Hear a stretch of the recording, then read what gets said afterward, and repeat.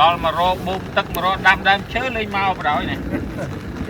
សុំសុខសប្បាយលោកតាមចាស់ទឹកចាស់ដីកូនចៅមកដាំដើមឈើជូននេះអញ្ចឹងយើងដាំដើមឈើនៅក្នុងតំបន់ជាច្រើនដែលយើងមើលថាប្រឡោះដាំបានដូចស្រះនេះអញ្ចឹងជុំវិញស្រះយើងដាំឲ្យពេញទាំងអស់ហើយមើលថែទាំកុំឲ្យមានអ្នកមកកាប់អាហ្នឹងតែជួយអា 30% ទីប្រជុំជនទីក្រុងយើងដាំឲ្យលើក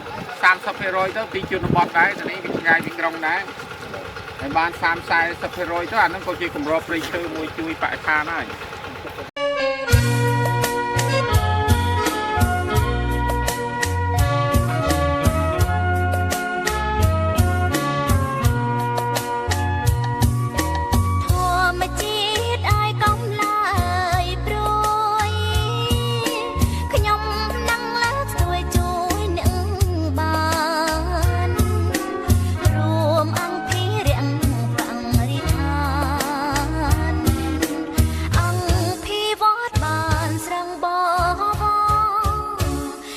សាងបានធនធានមនុស្សស្មោះនឹងធម្មជាតិការពារទ្វេទៀតបានល្អ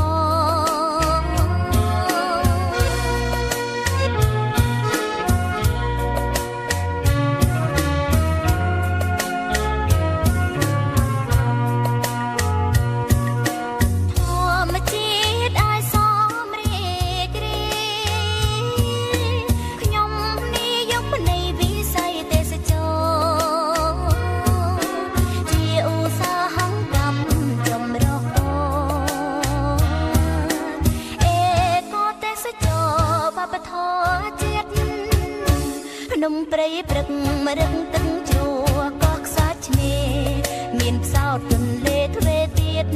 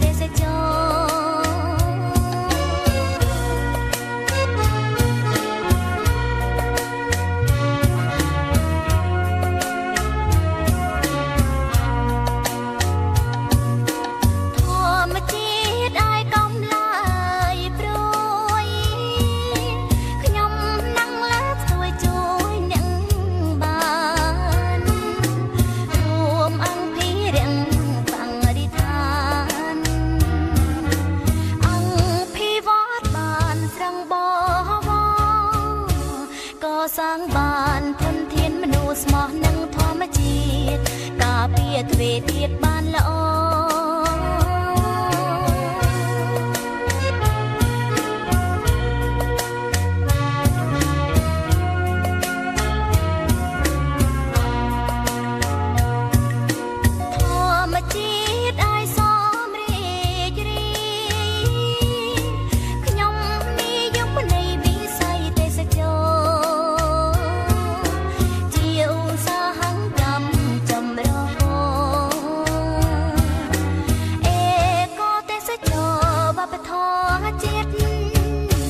នំព្រៃព្រឹកម្រឹងទឹកជ្រោះកងខ្សាច់ឆ្នេរមានផ្សោតទន្លេទ្វេទៀត